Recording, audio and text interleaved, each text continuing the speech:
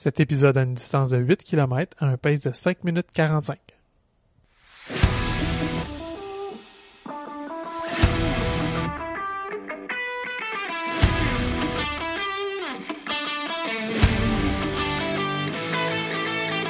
Ici, on parle d'entraînement, de motivation, d'équilibre et tout ce qui nourrit notre passion pour la course. Je vous présente Coach Bill, curieux de la science derrière le sport. Il analyse les tendances et nous propose des stratégies pour courir de façon plus efficace et intelligente.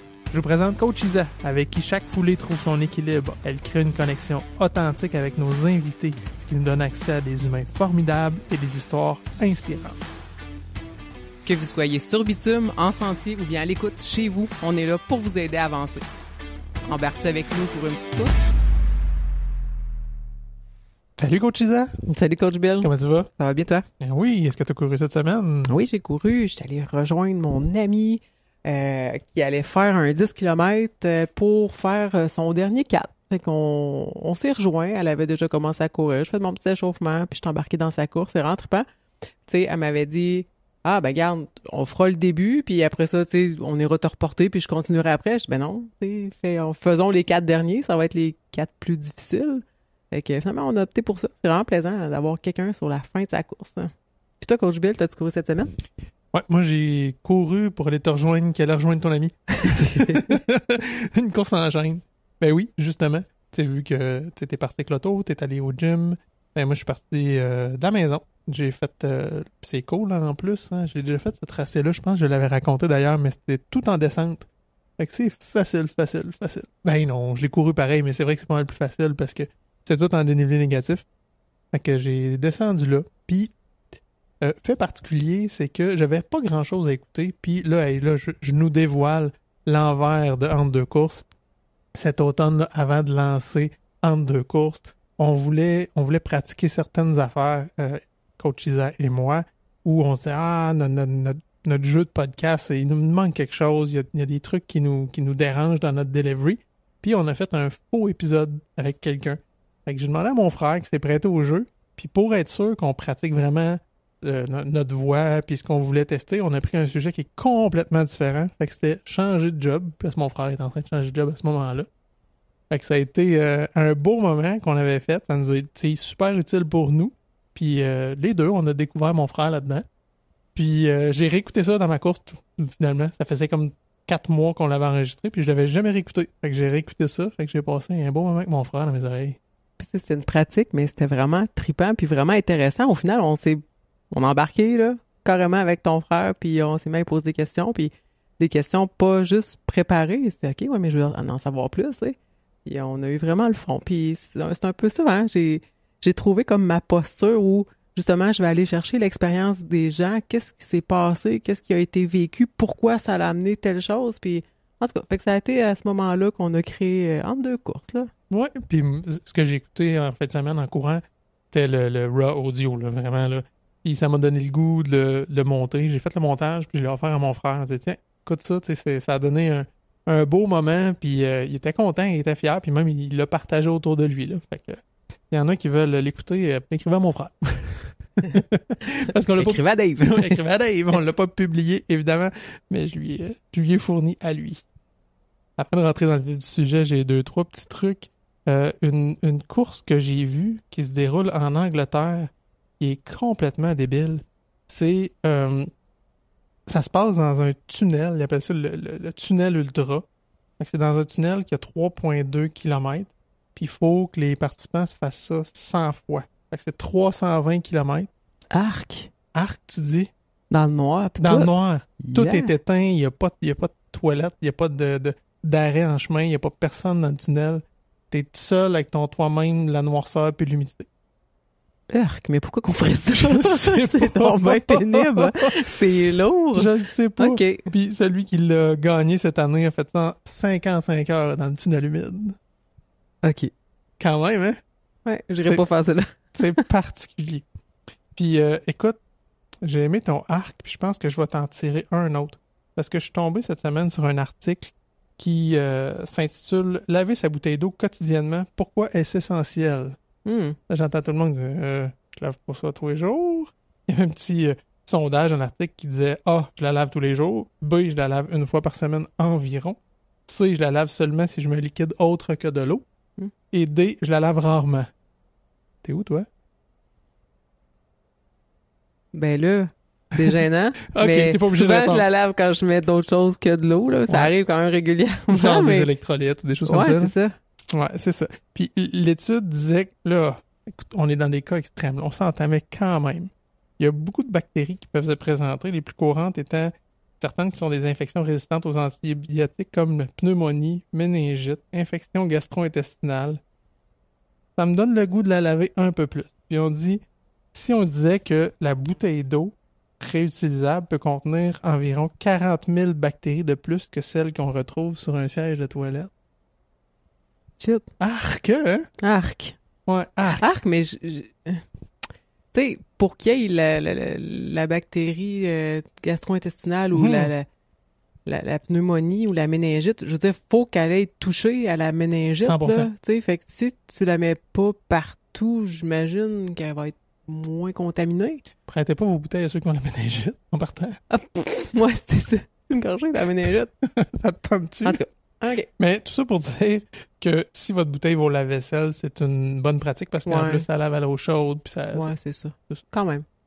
Lavez vos bouteilles. Moi, je pense que dans les 3 prochains mois, les personnes qui vont avoir entendu ça vont faire comme ouais, moi, je la foule ma bouteille d'eau, puis après ça, on va l'oublier, Poup, poup, puis on le poup, fera. poup. Ouais, hein, c'est ça. Une bonne pratique pour 3 mois. Une genre de résolution. Ouais. Puis je salue aussi Mylène qui nous a laissé un beau commentaire sur Spotify. Puis Mylène se prépare pour son premier 10 km. Fait que j'espère que tu vas avoir une belle expérience pendant, mais surtout tout ton training. Let's go, Mylène! Je voulais faire une petite capsule parce que là, le printemps arrive, puis il y en a qui vont commencer à courir, il y en a qui vont recommencer à courir, il y en a qui vont passer du gym sur le tapis à dehors. Puis j'avais envie de faire c'est ça, une petite capsule là, pour se rappeler les consignes de sécurité. Puis là, je parle pas de courir dans le sens inverse des voitures, là. Donc, pourquoi c'est une période importante? Le fait que la neige fonde va changer les conditions d'entraînement. Si tu cours déjà dehors puis tu continues à courir dehors, là, tout à coup, tu vas passer d'une surface plus ou moins stable, plus ou moins molle à une surface dure. Il faut s'adapter à ces nouvelles conditions-là. Qu'est-ce qui va arriver aussi? Les personnes qui couraient déjà à l'extérieur, peu importe, ou qui couraient à l'intérieur, vont avoir envie de sortir plus, de faire plus de volume, parce qu'il fait beau, parce que les gens aussi vont recommencer à courir. On arrive proche d'un événement, c'est comme « Ah, je vais être en retard, hein, Coach Bill? Ouais. Faut que je cours un petit peu plus. » Qu'est-ce qui risque d'arriver? Des blessures de surutilisation. Donc, le fait d'augmenter trop le volume rapidement ou de changer de surface. Parce que c'est pas vrai que, mettons, l'asphalte va être une surface plus dangereuse que de courir sur l'accotement ou sur une surface plus molle. Ce qui est risqué, c'est de changer, de passer d'une surface à une autre. Donc, passer soit du tapis roulant à l'asphalte, l'asphalte à la neige. Donc, c'est pour ça que les périodes de transition sont un petit peu plus risquées. Pourquoi? En fait, c'est juste que les structures osseuses, musculaires, tendineuses doivent s'adapter à la nouvelle surface. Puis si on augmente trop rapidement ou trop intensément, on laisse pas le temps au corps de faire ces adaptations-là. Il y a tout le changement de souliers aussi, tu sais, surface, mais souvent, on n'a pas les mêmes souliers été-hiver. Fait que même chose, la recommandation d'introduction d'un soulier va être la même chose. Puis, sais-tu quoi? Ça m'a pris plusieurs années à me rendre compte qu'à tous les printemps, j'avais vraiment mal dans les genoux. OK. Puis finalement, là, parce que je switchais au gogun d'une traite. Ah ouais, Fait que c'était même pas les souliers de course le problème. Même pas mes souliers de course. Je switchais au gogun qui sont flat, pas de drop, plus durs. Ouais. J'ai passé l'hiver à porter des souliers qui sont plus compensés avec justement une drop, etc. Ouais. Puis c'était immanquable. Puis ça m'a pris quand même plusieurs printemps avant de m'en rendre compte. Ouais. Là, ah shit, c'est juste ça. Là, j'étais plus prudent, un petit peu de renforcement, puis introduction de mes sandales. Introduction progressive des sandales. Mais tu sais, c'est ça porte à confusion parce que tu t'attendrais, parce que tu changes de chaussures, tu vas avoir mal aux pieds. Mais non, ça peut se produire plus haut, puis ça peut être que tu as mal aux hanches, ça peut être que tu as mal au dos, mais ça peut s'expliquer avec un changement de chaussure, effectivement. Est-ce que tu sais c'est quoi à peu près la recommandation de la diminution du volume qu'il faut faire quand on passe d'un tapis roulant à une surface extérieure? Et non, j'aurais le goût de te dire ça doit être un genre de 10-15% peut-être. Ça serait de 30% Quand autour même. de ça. Fait que le fait que le tapis absorbe mieux les chocs, de passer à une route va être trop ferme, puis il y a des risques de blessure. Donc, on va réduire de 30% le volume de course. C'est pas obligé de durer 3 mois, là, mais tu sais, dans les premières semaines, réduire, c'est ça, de 30%, puis après ça, réaller progressivement à un plan d'entraînement comme on avait l'habitude d'avoir. Évidemment, pour ceux qui commencent à courir, c'est pas juste le fait de commencer à courir sur de l'asphalte qui peut causer des inconforts, ça peut créer des inconforts juste de commencer à courir. Ensuite de ça, pour une personne qui a arrêté 3 mois et plus la course à pied, comme quelqu'un qui arrêterait de courir pendant l'hiver puis qui recommence au printemps, c'est recommandé de recommencer pareil comme un débutant.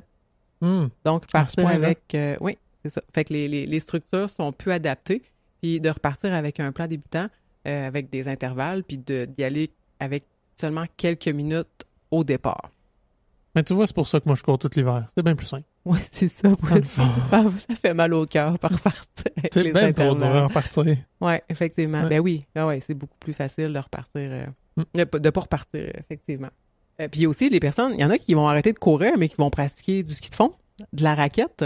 Mais c'est tout aussi important d'y aller progressivement parce que les impacts sont vraiment... En fait, il y a presque pas d'impact à la raquette puis au ski de fond. Mais même si ça maintient ton cardio, toutes les structures osseuses, musculaires, toutes les articulations sont pas prêtes encore à recommencer. Fait qu'il faut y aller, encore une fois, de façon progressive.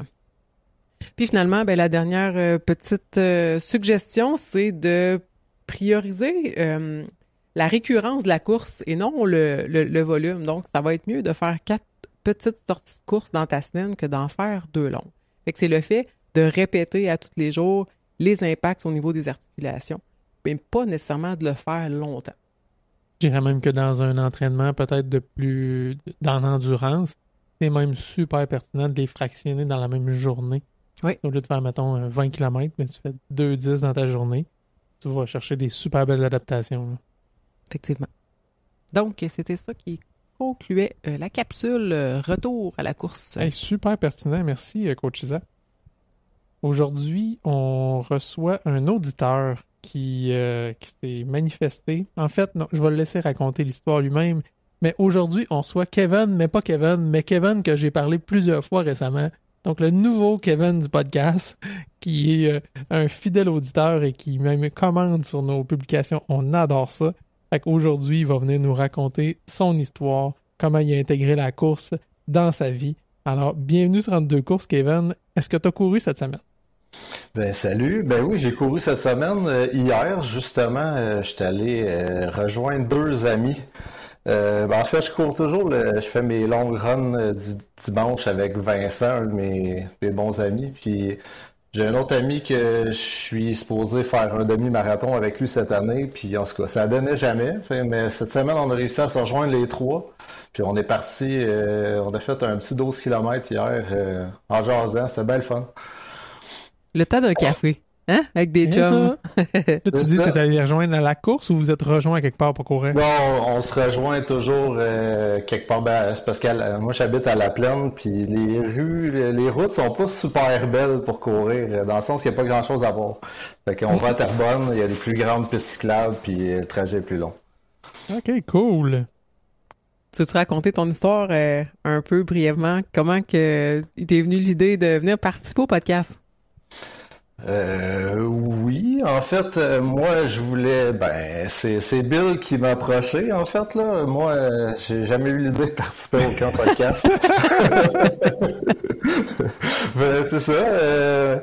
Il m'a approché pour parler un peu des applications de course, mais c'est ça. Moi, j'avais le goût de partager mon histoire dans le sens que j'ai essayé 3-4 fois la course à pied, je me suis blessé, puis j'aimerais ça partager avec les gens les erreurs que j'ai faites pour pas qu'ils les fassent eux autres aussi, tu sais. Mais je t'ai pas tordu un bras, là. Moi, je t'ai tendu une perche. Ben oui. Puis ta blonde t'a convaincu, c'est ce que tu m'as dit. Ouais, c'est ça. C'est ça qui est arrivé, là. C'est ça qui est arrivé. On la salue. Merci. Catherine. Salut, Catherine. Merci, Catherine. On la C'est salue. Catherine, oui.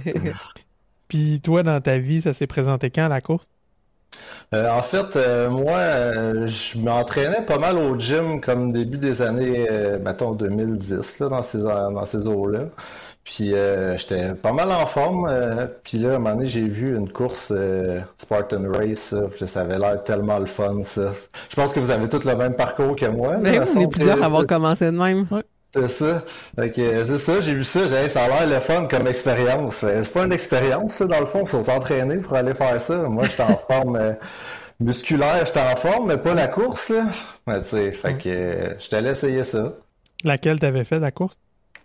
C'était Spartan Race, c'était-tu Moray Nights ou Bon Tremblant, je me souviens plus trop, là, c'est en 2012, dans ce coin-là à peu près, là.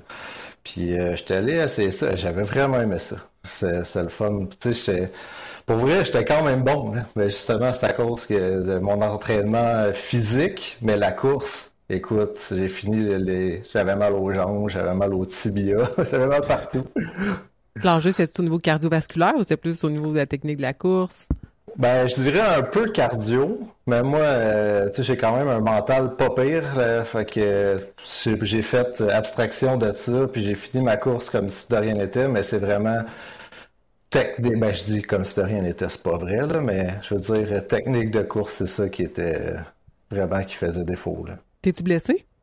J'ai eu, je me souviens plus trop comment on appelle ça, là, des comme de micro-fissures fissures au tibia en avant. OK, une périostite. Ouais, c'est ça. Ça a duré comme un bon 2 semaines facile. OK. Puis, Chanceux, d'habitude, ça dure 1000 ans, c'est ceux qui ont ça. Ouais, si tu continues de courir dessus, effectivement. ben, ça revenait à chaque fois que je faisais une autre course. Parce que justement, OK. fait que c'est ça. Fait que après ça, j'ai quand même fait, j'ai 7-8 courses comme ça à obstacles, mais sans me poser plus de questions que ça, là, sans me dire, je devrais peut-être améliorer quelque chose. Tu sais, j'étais de plus en plus en forme, fait que ça allait mieux, mais j'avais toujours plus mal. Donc, c'est ça. Fait qu'à un moment donné, j'ai fini par arrêter. Arrêter, malheureusement, parce que j'aimais vraiment ça. À cause de la douleur. À cause des blessures. Ouais, OK. c'est ça. À cause de la douleur, c'est ça. Fait que c'était absolument pas la portion musculaire et les obstacles, là, c'était vraiment la portion course qui t'a blessé au niveau des jambes. Là. C'est ça, parce que tu sais, d'après moi, ça devait être à cause de la partie musculation que j'étais meilleur, justement. Je rattrapais les gens de cette partie-là. Puis c'était vraiment la course qui faisait défaut, là. As-tu pris la décision à ce moment-là d'abandonner la course ou ça s'est juste fait un peu tout seul, puis t'as pris une autre direction? Ça s'est fait tout seul dans le sens que, tu sais, comme j'avais de plus en plus mal, puis là, j'ai un mal de dos qui s'est pointé avec ça. Puis moi, j'ai un travail physique quand même, je travaille sur la construction. Fait que je pouvais pas comme faire en sorte que je puisse plus aller travailler. Puis là, je me disais que ça venait sûrement de la course. Fait que j'ai juste abandonné. À quel moment ça s'est représenté que tu as eu envie de courir? Ça s'est représenté pendant la pandémie, comme plusieurs personnes étaient enfermées chez nous, là. Il y avait juste ça à faire quasiment comme sport. Fait que- C'est ça, j'avais un chien aussi à promener, mais non, non. Un chien faisait 2 coins de rue puis c'était fini, fallait que je le traîne dans mes bras, là, fait que ça a duré 2 cours, je le laissais là. Mais ouais, c'est ça. Là, j'ai recommencé à courir pendant la pandémie, mais encore une fois, c'était la même chose. Là, j'ai parti, tu sais, comme je dis, j'étais un gars intense, je cours. Tu sais, j'ai toujours couru vite là, dans tous les sports que je fais. Tu sais, c'est comme au hockey, jouer au deck hockey, c'est moi qui cours vite, qui va chercher la balle dans le coin. J'ai pas tant de talent, mais tu sais, je sers à ça. Là, tu sais, fait que, C'est un talent. c'est ça. Sauf que là, quand tu arrives à la course, puis là, tu veux faire de la longue distance, puis que tu cours vite à fond sans être entraîné, là, ça dure pas longtemps. Là. Les mâles se repointent. Fait que ça a duré, ça, pendant la pandémie, je dirais 4-5 courses max. Puis j'ai fait, OK, ça revient, là. 4-5 courses, puis t'as retrouvé la même blessure, la même douleur que t'avais. Même blessure, même blessure. OK, mais t'es reparti, mettons, ta première course pandémie, c'était quoi, là? La distance, mettons, tu veux Ouais, dire? mettons, ou le temps, je sais pas. J'avais couru, c'était un 3-4 km, puis, mais tu sais, quand je recommençais, j'essayais de repartir où j'étais, tu sais, la C'est ça. vitesse que j'avais, fait que j'étais à 5 km, 5 minutes du kilomètre, mettons, là, le sport, mais après des années à pas avoir couru, ça revient assez rapidement. Puis la technique était pas là. Pour présentement, là, je me suis informé et tout. J'ai pris des infos ici et là. Puis là, je sais que je courais du talon. Puis que, tu sais, bien les affaires de même, là, tu sais, j'avais pas beaucoup de... Ma cadence était pas bonne. Bon, on a déjà fait un parcours d'auditeur récemment avec Pierre-Louis qui courait en bottes. Puis c'est pour ça que c'était... Toi, est-ce que tu avais quand même des bons souliers? Ouais, ben, j'avais pas des bottes, là. Ok, c'est déjà pas pire. Mettons des souliers d'entraînement. Tu sais, c'était pas des souliers de course vraiment, mais c'était pas mal plus adapté quand même. Puis j'aimerais ça juste revenir sur ton courir du talon. S'il y en a qui nous écoutent puis qui courent du talon, c'est pas nécessairement un défaut. Il y a moyen de courir de façon sécuritaire en courant du talon. Ce qu'il faut pas, c'est que ce soit on appelle ça un talon franc, là. Quand le talon frappe le sol avec la jambe en pleine extension, avec le genou qui est droit, là, ça, effectivement, ça peut donner beaucoup de choc au niveau de toute la chaîne, que ce soit pieds, chevilles, genoux, hanches, dos. Mais il y a des gens très, très, très performants qui vont courir du talon, entre guillemets, pas nécessairement avant-pied. Fait qu'avant s'il y en a qui entendent ça, ah ouais, moi je fais ça, je vais tout changer. Soyez prudents. Encore une fois, je vais faire du lien avec l'intro de Coach Isa. C'est quelque chose qui se change très graduellement si on ne veut pas générer des nouvelles blessures. C'est là que j'allais un peu, dans tous les éléments que tu as nommés, où tu as augmenté ton volume, tu avais un patron de course où tu courais plus du talon, ta cadence n'était pas adaptée peut-être à la course. Je pense que là-dedans, l'élément le plus fort, c'est le volume, parce que puis c'est un piège aussi, quand on est en forme, on a déjà parlé, quelqu'un qui a joué au soccer, puis toi, tu dis que tu peux partir, tu cours à 5 minutes du kilomètre, tu as la composition physique, cardiovasculaire pour le faire, mais toutes les structures sont pas adaptées pour le faire. Fait que c'est presque plus un piège d'être en forme pour commencer à courir que quelqu'un qui a un surpoids, qui a jamais été très sportif, puis que c'est difficile. Le cardio te permet même pas de courir jusqu'au coin de la rue. Fait que, par défaut, tu vas faire des intervalles. Et, fait que c'est ça. Fait que je pense que le piège, là, c'était vraiment de partir sur un 3-4 km à 5 minutes de kilomètre, là, ouais. Tu me rappelles que les athlètes que j'avais le plus de difficultés à coacher, c'est souvent justement des gens qui arrivaient, des cyclistes par exemple, des cyclistes qui arrivaient avec un solide cardio. Le cardio les limite pas. Ah, mais je suis pas fatigué, je peux en faire plus. Ouais, mais le reste de ton corps a absorbé assez de choc pour aujourd'hui. Là. C'est difficile à accepter. Alors que comme tu dis, tu prends quelqu'un qui est à bout de souffle, il va être content que tu lui dises d'arrêter. Oui, totalement. Fait que là, c'est à ce moment-là que tu t'es fait évaluer par rapport à ton patron de course, ta cadence, ou c'est plus tard? C'est plus tard, c'est récemment en fait que j'ai fait ça quand j'ai recommencé. Là, ben, c'est ça, cette année, j'ai décidé que je voulais faire un demi-marathon, mais c'est pour ramasser des fonds pour le cancer, en fait, pour la Société canadienne du cancer. OK. J'avais pas couru depuis un certain temps, puis c'est ça, c'est ma belle-mère qui en est décédée, malheureusement, en 2024. Puis moi, je fais rien faire pour elle, pour l'aider. Fait que si je peux faire ça, je vais faire ça. Fait que je me suis lancé un beau défi de faire ça. Mais là, cette fois-ci, en allant chercher toute l'information que j'avais besoin, puis c'est là que j'étais allé voir, ben là, c'est récemment, puis là, 2 semaines, j'étais allé voir un physio, justement, spécialisé dans la course à pied pour qu'il puisse tout regarder comment je courais, là, dans le fond. Mais j'avais pris des bonnes informations, puis j'avais déjà pas mal arrangé ma mécanique, là, parce que ça a l'air que c'était très bien ce que je faisais. D'abord, mes sympathies. Merci. Puis, tu nous raconter dans quel contexte ça s'est passé, c'était à quel moment, puis de quelle façon, justement, tu as réintroduit la course, comment tu as pris ta décision, tu sais, tu t'es levé un matin, tu as fait, moi, je vais faire un 21 km, fait que, chérie, je vais courir 15, sûrement pas, là, tu n'as sûrement pas répété les mêmes erreurs, fait que, conte-nous un petit peu comment ça s'est passé, le processus de décision.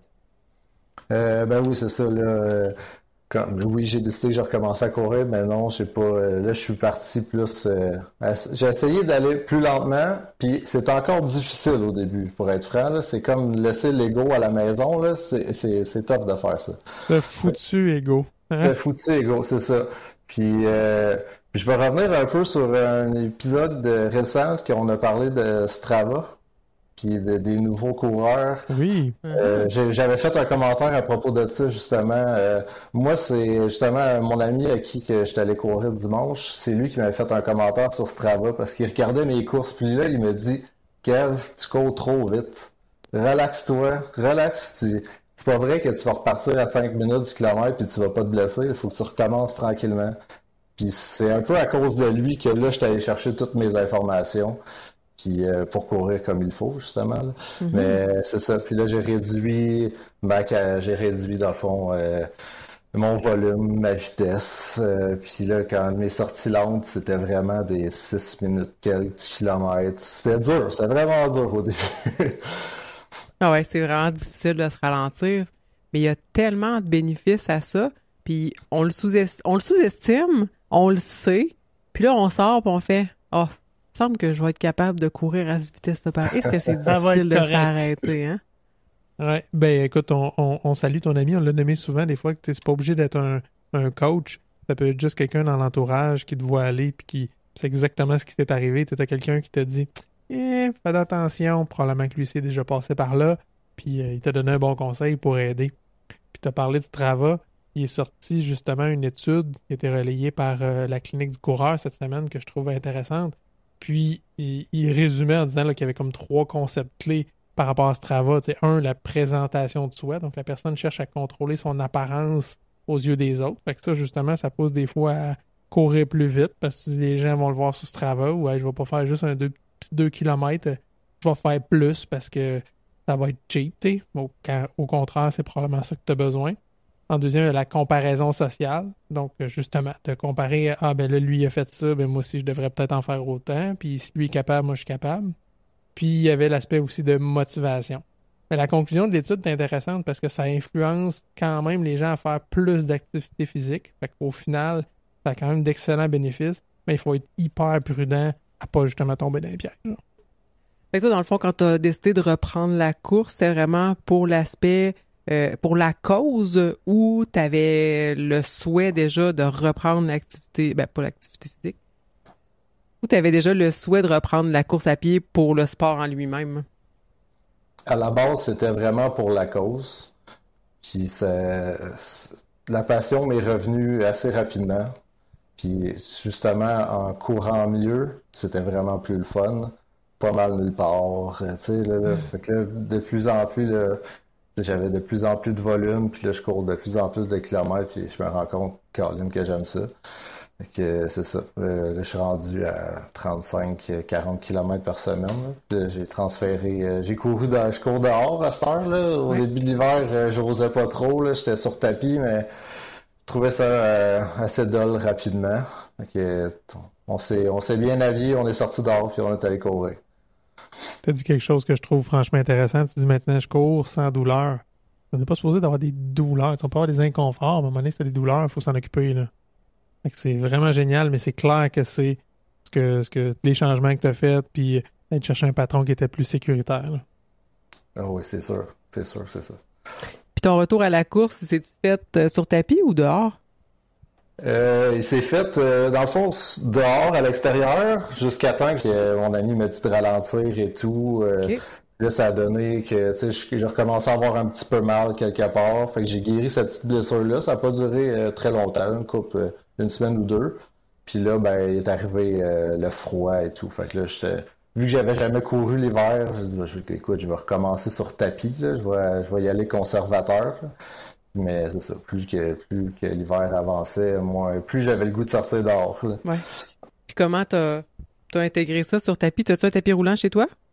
Ouais, j'ai un tapis roulant, très basic, là, pas d'inclinaison, pas rien, là, mais c'est ça. J'ai commencé à courir. Au début, je trouvais ça bien plate, puis c'est là que j'ai découvert l'application Zwift qui est en fait une application jeu. Puis, OK, puis dans le fond, là, tu dis que tu as un tapis basic, mais ton Zwift, es-tu connecté avec ton tapis ou comment ça fonctionne? En fait, non, moi, mon tapis n'est pas connecté avec. Il existe des tapis qui peuvent le faire, mais écoute, on parle des tapis à comme 4000$, là. Fait que moi, j'étais pas là. Mais avec les montres Garmin, tu peux le faire. Il y a pas mal de modèles qui peuvent le faire. Là, quand tu choisis l'activité, il y a Virtual Run, là. Mm-hmm. Puis ça peut se connecter avec ton Zwift, puis ça détecte la vitesse que tu vas, mais avec ton bras. C'est sûr que c'est plus ou moins précis, là. Mais c'est quand même surprenant, je te dirais, avec le temps, là, ça s'est bonifié, ça, puis les estimations sont assez surprenantes, là. Puis normalement, c'est que ce soit des footpods ou au niveau de ta montre, c'est ton mouvement de bras, il va s'adapter, surtout si tu as fait des courses dehors avec un GPS, mais il va te dire, OK, quand il fait ce move de bras-là, Kevin, il va à peu près à telle vitesse. Ça fait que ça se calibre aussi selon le GPS dehors. Mais là, mettons, pour ceux qui connaissent pas Zwift, pas en tout, là, à quoi ça ressemble, comment ça marche, là, comment tu t'installes? En fait, c'est ça, tu installes l'application, puis fait que c'est comme c'est une plateforme que tu te connectes dessus, puis tu peux il y a un peu un côté réseaux sociaux si on veut, parce qu'il y a une application qui vient avec, qui est un peu comme le Strava de Zwift, où tu peux avoir des amis, puis il y a des courses qui sont déjà organisées par d'autres membres de l'application. Puis c'est ça. Fait que là, quand tu cours sur tapis, ça va détecter ta vitesse. Là, c'est comme ça détecte la vitesse de mon bras, là, mais fait que c'est plein de personnes qui utilisent l'application. Fait que ça peut être Bill puis Isa chez eux qui utilisent ça. Puis là, tu peux les rejoindre pendant la course puis courir avec eux. Ça peut être 5-10 km comme tu veux, là. Et comme c'est ça. Puis t'as comme ton avatar et OK. Puis dans le fond, tu mets ça sur ton cell, sur ton iPad.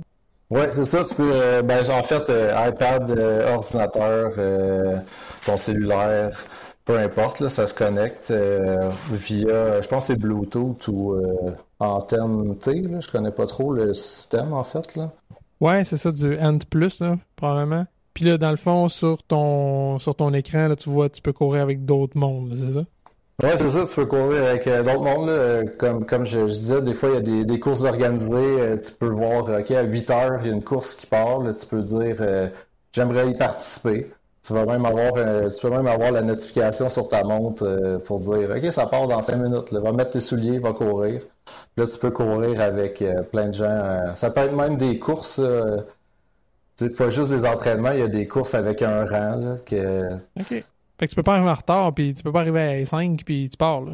Ouais, ben oui, tu peux arriver. Ça c'est un peu. Des fois, il y a comme des personnages qui apparaissent un peu au milieu de ta course. Là. Tu te dis, je suis quatrième, puis là, oups, comment ça, je suis sixième? OK. C'est pas grave, là, on s'entend que c'est vraiment juste pour le plaisir. Et en tout cas, pour moi, c'était ça, là, pour passer le temps autre que de fixer un mur en courant sur mon tapis. Là.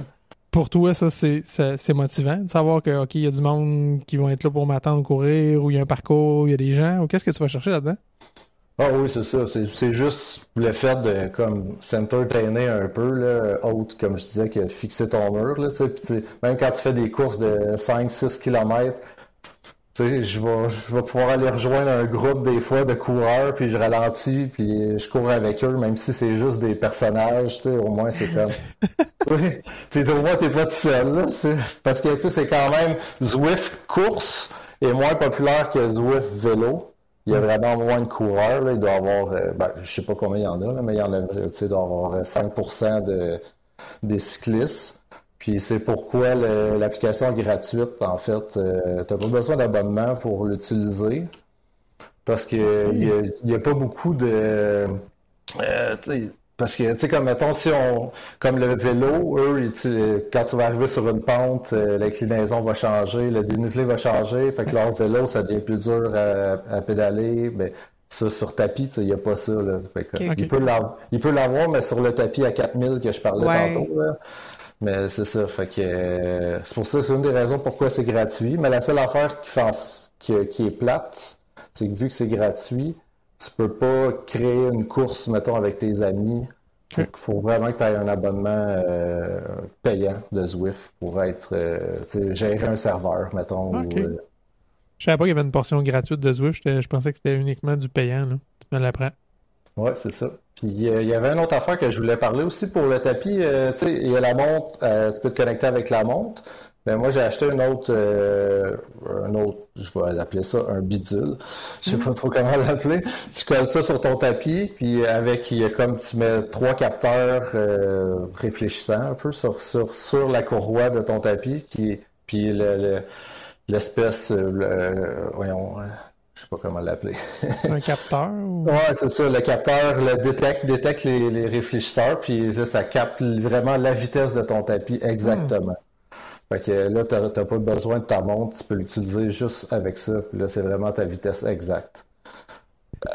T'amènes un point, puis tu sais, c'est ça qui est particulier, justement, puis je sais pas si toi, tu l'as vécu en faisant la transition, tu sais, de tapis extérieur, c'est que, tu sais, sur tapis, c'est la strap, finalement, qui t'entraîne, là, qui donne ton rythme. Fait que c'est excellent pour, si tu veux courir à une vitesse donnée, justement, si tu veux ralentir ou faire des intervalles très, très, très précis, tu vas mettre ton tapis. T'as pas le choix de suivre, là, tu peux pas aller plus vite ou moins vite que ce que le tapis te dicte. Tu sais, le tapis avance, tandis que quand t'es dehors, ben, tu te propulses de façon quand même différente que sur un tapis. En effet, c'est complètement différent. Fait que ça, quand toi, t'as switché, tu l'as vécu en arrivant dehors, j'imagine, après avoir fait du tapis pendant un bout de temps. Ah oui, c'est vraiment différent, surtout que là, je suis sorti dans la neige, là, fait que c'est une grosse différence. Puis, tu sais, essayer de garder, mettons, le même pace dans mon entraînement, mais aller courir dans la neige avec les pieds qui se promènent, puis les hanches qui veulent te déboîter, là, parce que tu essaies de courir à la même vitesse, là. Fait que oui, c'est une grosse différence. Et ça, c'est un piège, justement. Tu sais, on veut garder le même pace, la même vitesse. Il y a plein d'éléments qui viennent mettre des obstacles, en fait. Là, tu sais, t'as pas la même surface, tu pousses sur quelque chose qui est pas stable, fait que c'est sûr que tu peux pas aller aussi vite. Même affaire, il y a des côtes, ton tapis est toujours à la même avec la même pente, c'est pas la même chose à l'extérieur. Fait que ça peut être vraiment démotivant ou c'est un risque de se blesser, de faire un switch puis de vouloir maintenir cette même vitesse-là. C'est pour ça qu'on a parlé aussi avec Dr. Kin de la puissance plutôt que seulement la vitesse. Ça va être la même puissance un tiers moins vite dans une côte que sur un faux plat descendant, là. Puis c'est juste dehors. Tu sais, ton tapis, il est plat, là, même l'inclinaison, mais gauche-droite, ton tapis, il est plat. Versus courir en bord de rue où tu as une jambe qui est un petit peu plus basse que l'autre. Les entrées de cours, quand tu cours sur un trottoir, monte, descend tout le temps aussi. Ouais. Il y a des variations qui sont vraiment différentes. Ou comme tu dis, juste ne serait-ce qu'un faux plat. Non, ça a l'air droit. Non, ça ne l'est pas. C'est là. ça, Ouais. Puis t'as dit, t'as commencé 4 fois à courir, t'as raconté 3 départs de course, il y en a un qui manque. Tu nous en parler? Écoute, c'est vague, là, mais ça fait très longtemps. Fait que je m'en souviens plus trop, là. Je me souviens surtout de ces derniers-là. J'avais essayé plus jeune, là, tu sais. Fait que je me souviens pas trop de mon expérience, en fait, là, mais je sais que j'ai déjà essayé plus jeune de courir. Probablement que c'était trop rapide encore. Tu sais, quand on est jeune, on part à full pin. On me rappelle aussi, la 6e année, on faisait un 4 km, puis oublie ça, là. Tu pars en fou, puis il n'y avait pas personne qui nous disait de pas courir trop vite. Si j'haïssais ça, la course au secondaire. Ah ouais. Non, mais tu sais, dans ce temps-là, personne n'avait appris vraiment à courir. Là. On a juste couru, tu sais. J'étais jeune, tu joues, tu cours, puis là, tu arrives au secondaire, on te demande de faire la même chose pour tester voir si t'es en forme, mais c'est tout. Il n'y a personne qui te dit faut que tu cours comme ça, voici la bonne technique. Puis il n'y avait pas vraiment de notion non plus sur des plans, des programmes d'entraînement, là. Pas en tout. À cette époque-là, il n'y avait pas de kinésiologue non plus. Non, les profs d'édu nous allaient courir. C'est ça. Courir, revenez d'une demi-heure. Ouais. Fais le test Cooper, vas-y. Ah oui! Oui! Fameux test Cooper. Il y a une autre application aussi, je pense que tu as essayé après Zwift. Oui, j'ai testé aussi l'application KinoMap, qui, elle, est payante. Là. C'est quelque chose comme 15$ par mois, je crois. Là. Mais ça, ce qui est cool, c'est que c'est des vraies images tournées par, d'après moi, ça doit être GoPro, là, sur un vélo ou quelqu'un qui court, là, peu importe. Là. Fait qu'il peut être autant un parcours du marathon de Boston comme que tu peux être sur le boulevard qui mène à l'Arc de Triomphe. Là, fait que là, tu cours, tu vois les gens, puis encore là, la vitesse de la vidéo s'adapte à la vitesse de ton tapis ou de ta montre Garmin. Donc, la vidéo va aller plus vite ou moins vite. Fait que t'as vraiment comme l'impression pas d'être... d'être là un peu, là, si on veut. Tu fais du tourisme en courant. C'est un peu comme dans Google Street View, par exemple. Hein? Ouais, c'est ça. Un peu, très cool, par exemple. Ah, c'est vraiment cool. Ça aussi, j'imagine que c'est un tapis, comme tu dis, plus évolué, mais tu dois avoir comme les montées et les descentes qui suivent. Là. Ouais, en plein ça. Tu le vois, ça apparaît à l'écran, ça te dit que t'es rendu à 30%, ben là, t'as ton 10% de dénivelé, là, ça va, le tapis devrait s'adapter. Mais tu sais, si tu as un tapis, tu peux le faire manuellement, fait que ça marche pareil, là, c'est juste que ça le fera pas pour toi, là. Fait que, mais c'est ça. Puis encore là, d'autres gens peuvent se connecter au même parcours en même temps que toi. Fait que t'as comme une course, tu peux savoir ta position. Concurrent direct de Zwift, dans le fond, mais avec des images, au lieu d'être des dessins, c'est des images réelles. En plein ça. En plein ça. T'as-tu une préférence? Ben là, côté image, écoute, ça se compare pas, là. C'est Kinomap, là. Ben, tu sais, ça, c'est plus réel, tandis que Zwift, c'est vraiment un jeu, là. Tu sais, t'as ton avatar, tu gagnes des chandails, tu gagnes des souliers. Tu peux avoir plein de souliers, Bill. Cool, je veux ça. En plus, ils sont virtuels, ils prennent pas de place dans l'entrée. Tu peux faire jeter ça avec ton chandail comme c'est malade. Tes bas aussi en plus. Tu viens de me donner une raison, non pas juste de m'abonner à Strava, mais de m'acheter un tapis, imagines-tu? C'était écœurant. Pas Strava, m'abonner à Zwift, mais non. J'avais compris ça, le Tout le monde avait compris. Ouais. J'étais juste trop excité des souliers. C'est ça. Fait que là, dans le fond, Kevin, c'est quand ton 21 km? Je vais faire le demi-marathon Beneva à Montréal au mois de septembre. OK. J'ai choisi quand même une pas pire événement. Ce qu'on m'a dit, là, que c'est vraiment le fun. Là. Fait que c'est ça. Il me reste encore pas mal de temps de m'entraîner. Oui. Puis d'ici là, j'ai un 5 km au mois de juin. Non, excuse. Au mois de mai et un 10 au mois de juin. OK.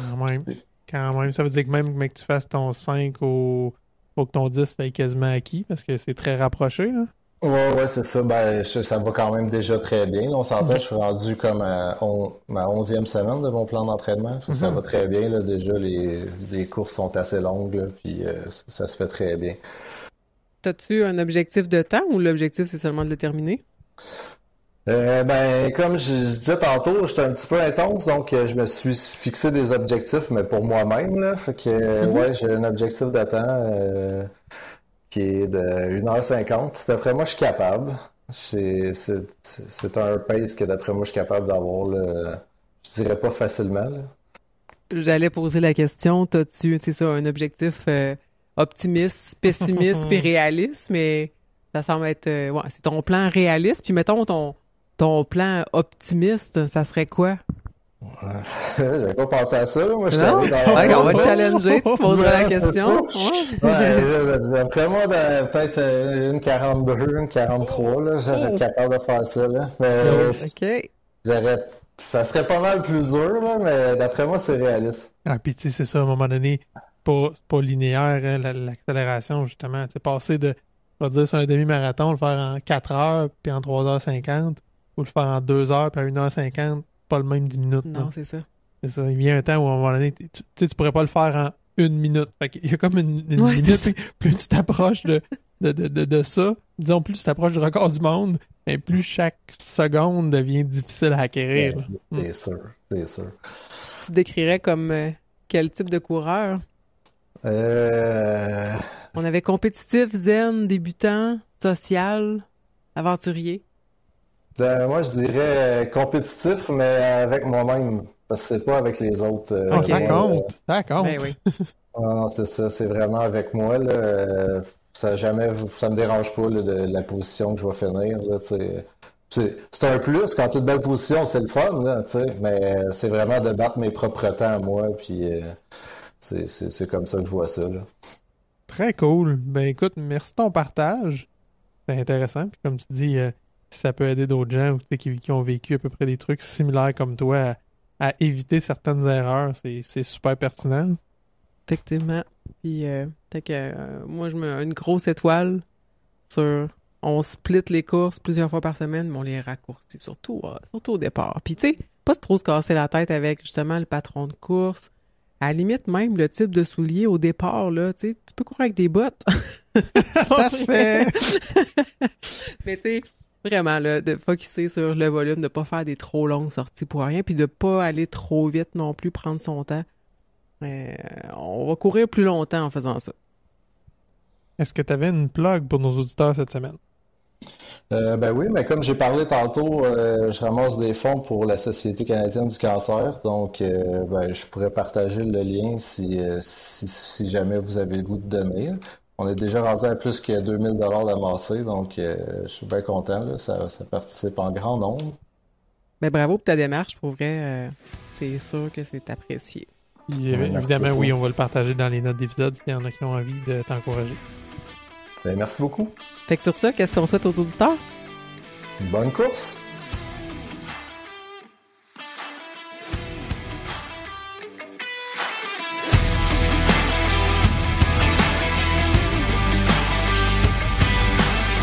Si t'as aimé cet épisode, prends le temps de le partager autour de toi. Abonne-toi sur ta plateforme préférée pour ne pas manquer les nouveaux épisodes qui sortent chaque mardi. Puis tant qu'à y être, laisse-nous un petit commentaire puis un 5 étoiles, c'est toujours apprécié.